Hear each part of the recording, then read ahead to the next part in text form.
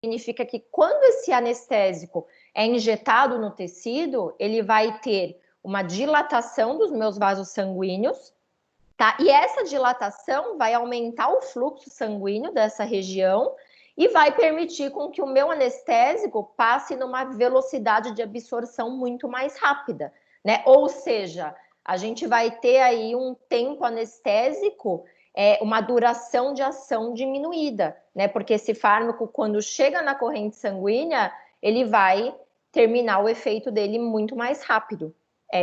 Isso acaba me acarretando aí que eu vou ter que colocar mais fármaco, né, mais anestésico nesse paciente, e aí que eu tenho esses riscos de superdosagem. Fora que eu aumento o sangramento local, né? Então, quando eu tenho um vaso dilatado, eu tenho muito mais fluxo sanguíneo e aumento esse sangramento. Ou seja, são todas aí questões que a gente é indesejado num procedimento odontológico, né?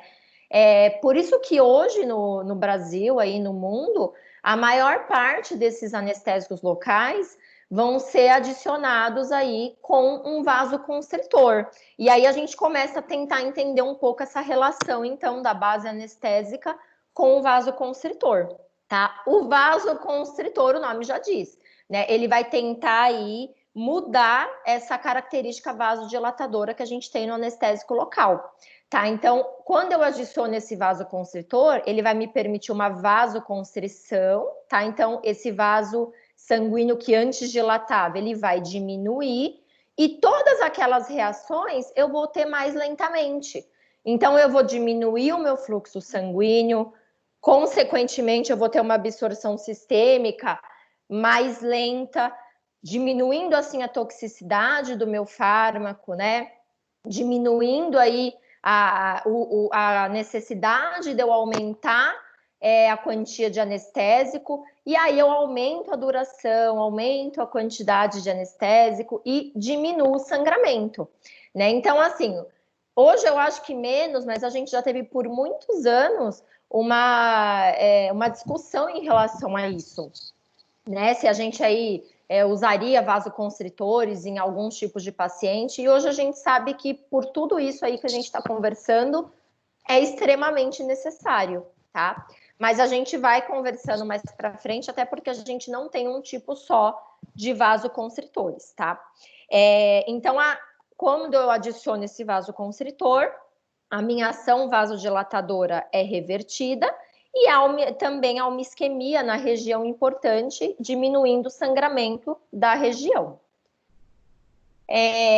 Os anestésicos locais, para a gente continuar aí conversando, temos que lembrar que eles não são soluções únicas, isoladas, né? Eles sempre vão vir na forma de solução, ou seja, eles vão ser compostos aí, né? Um tubete anestésico de várias soluções dentro de um tubete, tá? Então, a gente tem o sal anestésico, que é a lidocaína, a mepivacaína, né? Que a gente já viu que é adicionado lá um sal. O vasoconstritor, na maioria das vezes, e a gente vai ver aí que a gente tem adrenalina, noradrenalina, felipressina. Vamos ver também um por um para entender. E toda vez que a gente tem um vasoconstritor, num anestésico, tem que ser adicionado um estabilizante para que esse vasoconstritor não sofra oxidação. E na maioria das vezes é o bisulfito de sódio. Tá? Por que eu coloquei isso aqui? Porque eu tenho muito aluno que me pergunta, mas e se o paciente tiver alergia ao sal anestésico ou alergia ao vasoconstritor?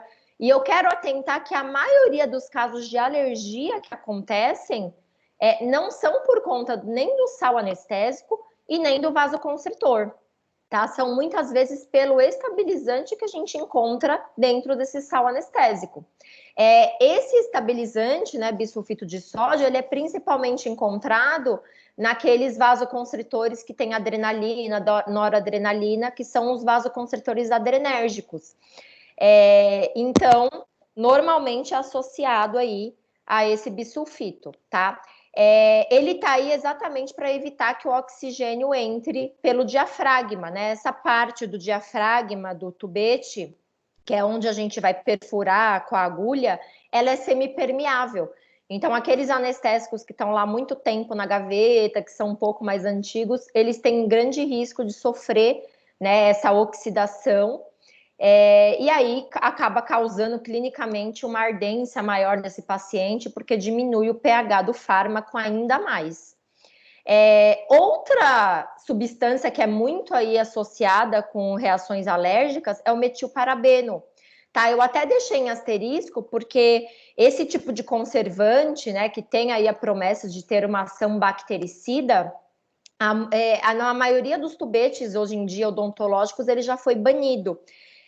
Ele foi colocado exatamente para evitar a proliferação de micro-organismos dentro do tubete. E isso é muito válido quando a gente tem aqueles tipo de anestésicos frasco-ampola, que a gente faz reutilização em mais de um paciente, né? Mas no anestésico local, a gente sabe que a gente faz o uso único desse anestésico, e mesmo quando sobra um pouco desse anestésico, né, a gente nunca guarda para usar de novo nesse paciente. Exatamente porque uma vez que é perfurado esse diafragma, a gente já pode ter contato ali com bactérias, né, com a ação oxigênio. Então, nos anestésicos locais, não se teria o porquê ter esse metilparabeno, sendo que eles são de uso único, tá? A gente ainda encontra esse metilparabeno nas soluções que tem tubete de plástico, né? E aí é mais um porém aí do porquê que a gente indica tubetes de vidro para uso odontológico. Então, fiquem atentos, porque o metilparabeno, assim como o bisulfito, ele também é um potente indutor de alergia. E muitas vezes os sais anestésicos aí acabam saindo de vilão, né, nessas intercorrências, mas a gente tem que lembrar que não tem só sal anestésico dentro, tá, do tubete. E a água biodestilada que serve só mesmo como diluente para aumentar o volume dessa solução.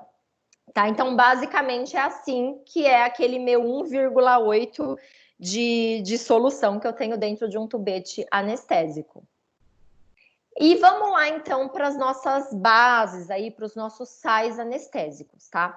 Hoje, no Brasil, a gente tem 5 sais, como eu falei lá atrás, que são os sais anestésicos mais utilizados, né? Claro que dentre esses, a lidocaína ainda continua sendo a mais utilizada, mas a gente vai ver um por um aí quais são, então, os riscos, os benefícios que a gente tem, tá? Para ser utilizado cada um deles. Só lembrando que o grupo éster, né? A gente não tem aí anestésicos locais de tubete infiltrativo, exatamente que pelo metabolismo dele ser no plasma, a meia-vida dele é 6 minutos.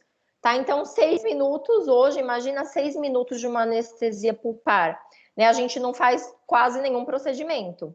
Tá? Então, apesar dele ter uma potência, uma toxicidade aí não tão elevada, a gente tem aí o uso desses anestésicos do tipo éster só como anestésico de superfície, tá? E normalmente do tipo benzocaína. Aqui no Brasil, basicamente, é isso que a gente tem, na concentração 20%. Que é o anestésico tópico aí que todos nós conhecemos, né? Que vai melhorar um pouco ali na mucosa, é um anestésico de mucosa para melhorar um pouco ali a região de punção da agulha, tá? Lembrando que na literatura a gente sabe que essa melhora, essa difusão desse anestésico, normalmente tem mais eficácia na região vestibular, de fundo de sulco, né? Então, vocês vão ver que se vocês tentarem, por exemplo, colocar esse anestésico tópico na região palatina, né, que tem um tecido mais queratinizado, mais grosso, ou mesmo ali na região de trígono, onde a gente dá anestesia alveolar inferior, no nervo lingual, ela já é um pouco diminuída, tá? Então, realmente, nas regiões vestibulares, ela tem uma eficácia melhor. E aí a gente começa com a estrela do show, então, né, no Brasil, que é a lidocaína. Tá? Então, por muito tempo, essa lidocaína